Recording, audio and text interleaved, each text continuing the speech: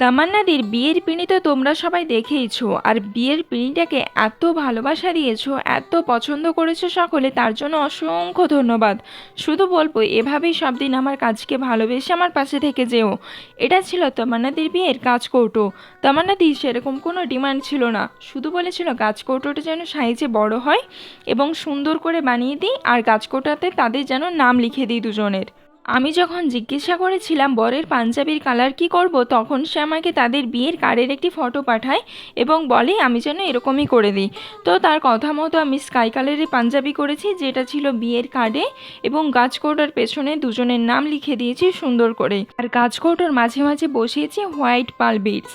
তোমাদের সাথে কথা বলতে বলতে কাজকৌটোটা আমার কমপ্লিট হয়ে গেল।